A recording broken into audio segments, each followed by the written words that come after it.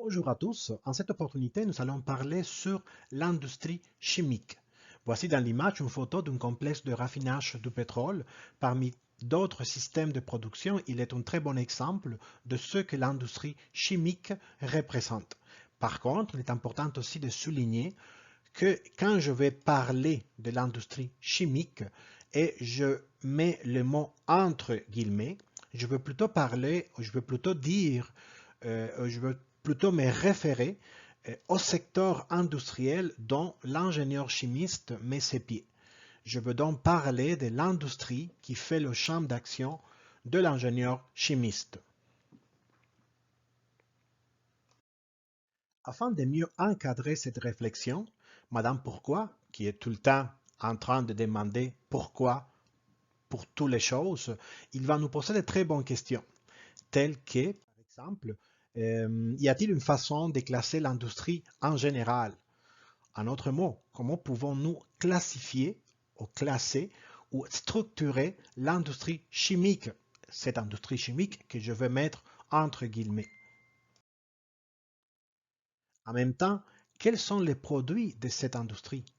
Ici, on met la classique image que tout le monde va associer avec tout qui est relié à la chimie. Mais on sait que notre domaine est beaucoup plus vaste. Madame Pourquoi nous demande aussi quel est le positionnement mondial de cette industrie. Est-ce qu'il y a une classification mondiale? Comment on peut situer le Canada? Quoi dire du Québec? Oui, Québec appartient au Canada. Oh, désolé. Monsieur Bruy, vous n'êtes pas supposé d'être avec nous aujourd'hui. Donc, afin d'arriver à ce système de classification, on va réduire la géographie mondiale de façon plus logique. Au moins, de comment ça, à moi, c'est comme ça que notre société est organisée. Donc, le Canada, avec les États-Unis et bien sûr le Mexique, conforment l'Amérique du Nord. Nous sommes donc des habitants du Nord. Encore vous, monsieur, s'il vous plaît, dégage. Je ne pars pas de cette nord, je pars du vrai nord. Je m'excuse. Donc, je disais, nous sommes nordiques. Nous habitons au nord de l'Amérique. Et bien sûr, cela nous donne des avantages stratégiques avec ces deux autres nations, les Anglais et bien sûr les Latinos. Par conséquent, en échange est tout à fait logique. Et ça nous amène à l'ALENA. L'ALENA qui vient des sigles pour l'accord de libre-échange nord-américain. Donc on voit ici les sigles A, L, E, N, A. J'espère que je viens de le prononcer en français. Donc c'est l'ancien accord ou l'accord qu'on appelait le ALENA. Cet accord qui a été mis en vigueur euh, en janvier 1994 a donné, parmi d'autres avantages ou conséquences, que ces trois nations ont, ont demandé à trois institutions, une pour chaque pays, de pouvoir euh, classer chaque industrie d'une façon ensemble. Donc, ces trois institutions, qui sont l'Economic Classification Policy Committee, j'espère que je viens de le prononcer aussi, donc c'est le ECPC aux États-Unis, et on a aussi l'Instituto Nacional de Estadística y Geografía, INEGI, du Mexique, sauf que pour nous les Canadiens, on est beaucoup plus pratico-pratique, mais on ne se complique pas la vie avec des gros mots. C'est juste Statistique Canada. Donc avec ces trois institutions, ils se sont mis ensemble, une pour chaque pays, afin de classer, de réussir à avoir une classification de l'industrie en général. Cette classification-là, qu'on l'appelle encore des sigles, Système de classification des industries de l'Amérique du Nord, ou en français le SIAN, qui en anglais c'est le NAICS. Donc, ce système-là est un système de classification pour chaque établissement. Ça veut dire on va classer les établissements.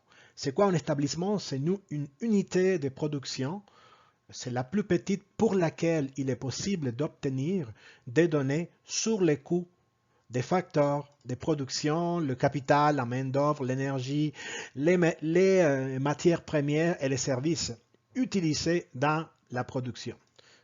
C'est beaucoup de mots. Hein?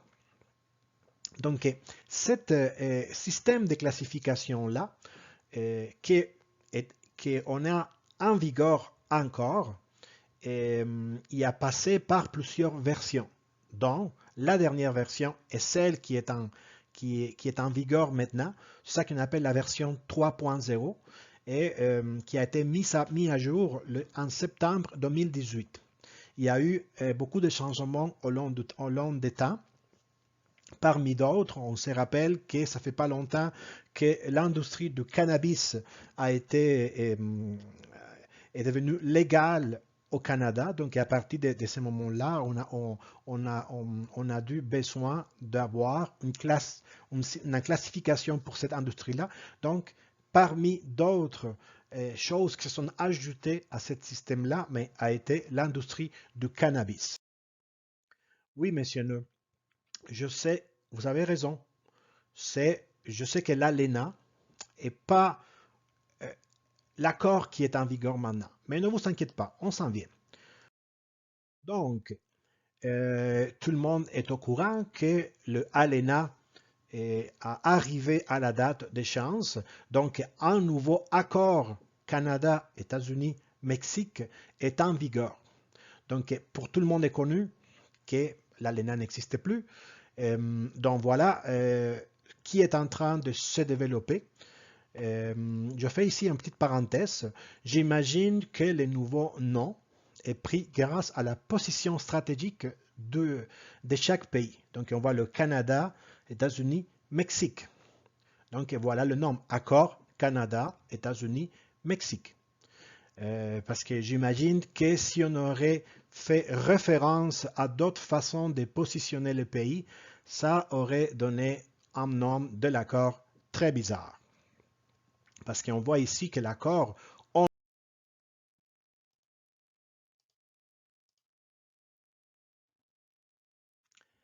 Donc, on merci à celui qui a vu la position stratégique comme référence, car, comme je viens de dire, si les normes auraient été basées sur une autre façon de placer chaque pays, ça aurait donné des normes pour l'accord très bizarres.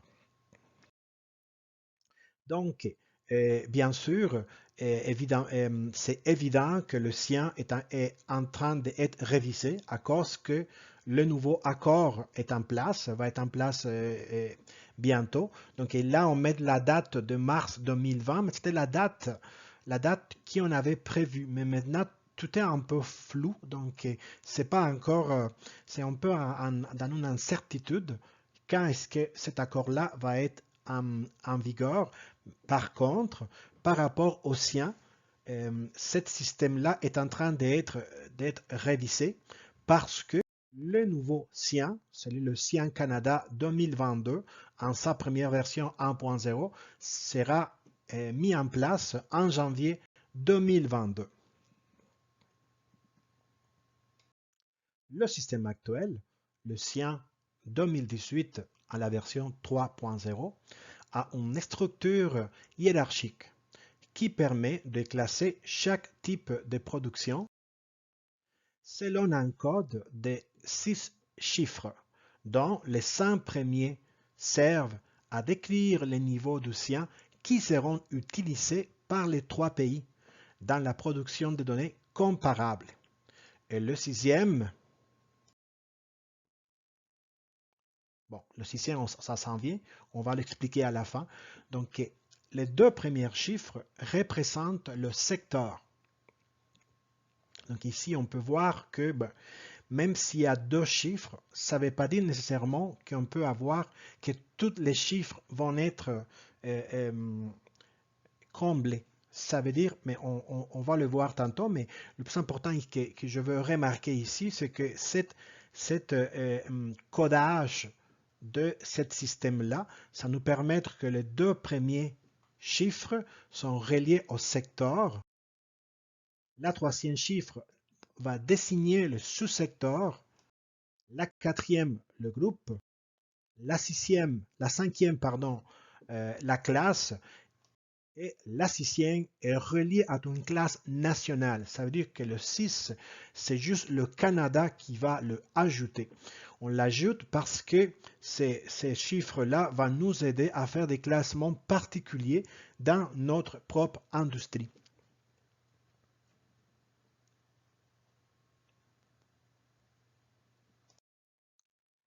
Les sigles qui apparaissent en indice supérieur vont indiquer la comparabilité. Ça veut dire si les sigles sont les CAN, CAN du Canada, ça veut dire que c'est une classe canadienne seulement. Si c'est le MEX de Mexique, ça veut dire que ce classement-là est comparable entre Canada et le Mexique. Ça veut dire que c'est une classification qui est valable pour les deux pays. Si, bien sûr, c'est écrit US ou États-Unis et U, ça veut dire la même chose que quand écrit Mexique, mais dans ce cas, ça va être une classe qui est comparable avec les États-Unis et le Canada. Si par exemple, il n'y a rien, ça veut dire aucun sigle, ça veut dire que c'est une classe canadienne, mexicaine et américaine comparable. Ça veut dire que c'est valable, c'est valide pour les trois pays. Voici les secteurs. Ça veut dire les deux premiers chiffres qui vont nous parler des secteurs. Donc, on en a 20, même si, comme je viens de dire, mais s'il y a deux chiffres, par la combinaison des deux chiffres, on peut en avoir 99 secteurs. Par contre, selon la façon comme il était organisé cet classement-là, on a juste 20 secteurs au total qui sont montrés ici dans la page. Donc on peut voir qu'on a les 11, 21, 22, 23. Après ça, on a le secteur 3, de 31 jusqu'à 33. Après ça, on a le secteur 40, donc on a le 41, 44, 45, 48, 49, le secteur 50, le 60, le 70, le 80 et le 90. Donc, mais on voit par exemple que le 90 ça représente juste un secteur, le 91. Quels sont les secteurs qui nous intéressent? Bon, voilà, ils sont marqués là. Nous, comme ingénieurs chimistes, et dans le cadre, dans le contexte de procédés industriels chimiques, on va aller toucher, on va s'intéresser pour le secteur 21 et pour le secteur 31-33. C'est le secteur 31-33 et ce n'est pas les secteurs 31 à 33. Parce que le secteur 31 à 33, ça correspond à le secteur fabrication qui est numéroté avec ces chiffres-là. Donc, ça qui nous intéresse, c'est le 21, extraction minière ou exploitation en carrière et extraction de pétrole et de gaz, et le secteur de fabrication. Le secteur 21, qui a trois sous-secteurs, mais tous les trois vont nous intéresser. Dans le cas de le secteur 31 à 33, c'est le secteur fabrication. C'est pas tous les sous-secteurs qui nous intéressent. Le plus important, ou ceux où l'ingénieur chimiste va avoir vraiment une chambre d'action, c'est le secteur 311 des fabrications d'aliments, le sous-secteur 322 fabrication du papier, et les secteurs 324, 325, 326, 327 et 331. Si on regarde un petit exemple pour bien comprendre comment on peut classer les groupes, les classes, etc. Voici un exemple où on prend le secteur 322, la fabrication du papier. Ah, encore vous, monsieur. S'il vous plaît, monsieur Bruy. Je ne parle pas de ces sortes de papier. Donc, merci. Laisse-nous en paix. Bon, qu'est-ce que tu es en train de dire? On va finir un jour. Bon, je disais qu'on prenait la maison de papier. Non, non, c'est pas ça, c'est pas la maison de papier comme exemple. Pardon, le sous-secteur de fabrication de papier pour bien comprendre les subdivisions qui s'en viennent. Donc, on voit ici que le secteur 3.2.2 de fabrication de papier, pas le secteur, le sous-secteur, est divisé en deux groupes. Le 3.2.2.1, usine de papier, pardon, usine de papier, usine de carton et usine de pâte à papier. Donc, trois sortes d'usines. Et le deuxième groupe, c'est la fabrication des produits en papier transformé. Donc, on voit l'industrie des bases, ce qui produit la pâte de papier et tous les produits qui sont reliés à la production de ces pâtes de papier. Donc, on a deux groupes. Chaque groupe, on peut voir qu'il y a trois classes. Donc, voici, je vais chercher mon pointeur. Où est mon pointeur? Pen, eraser. Donc ici, on peut voir le 3, 2, 1, 1 qui représente la première classe. Donc dans cette classe-là, on voit qu'il y a trois classes nationales. La 0, les usines de pâte à papier. Ça veut dire qu'il y a un 0 ici et dans cette classe nationale et il n'y a aucune sigle parce que les usines de pâte à papier sont communes à les trois pays, Mexique, États-Unis et le Canada, le roi du Nord. Et par contre, ici au Canada, the King of the North, on a des usines de pâtes mécaniques et on a des usines de pâtes chimiques. Donc, on fait cette différenciation que peut-être les États-Unis et le Mexique ne le font pas.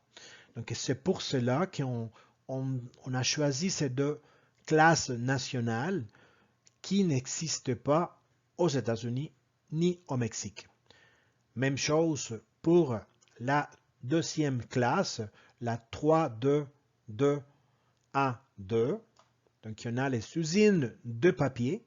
Voyez-vous, il y a une différence entre usine de pâte à papier et usine de papier.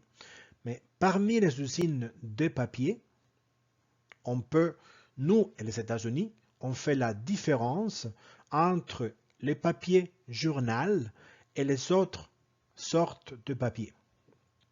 Donc, c'est pour cela qu'on a un classement A et 2 qui est comparable avec les États-Unis. On voit ici la même chose pour la troisième classe. Donc, on a des usines de carton qui est générique pour tout le monde, mais on a des usines de carton avec un classement particulier qui est comparable aux États-Unis. Donc, jusqu'ici, cette partie de la classification de l'industrie chimique. Merci.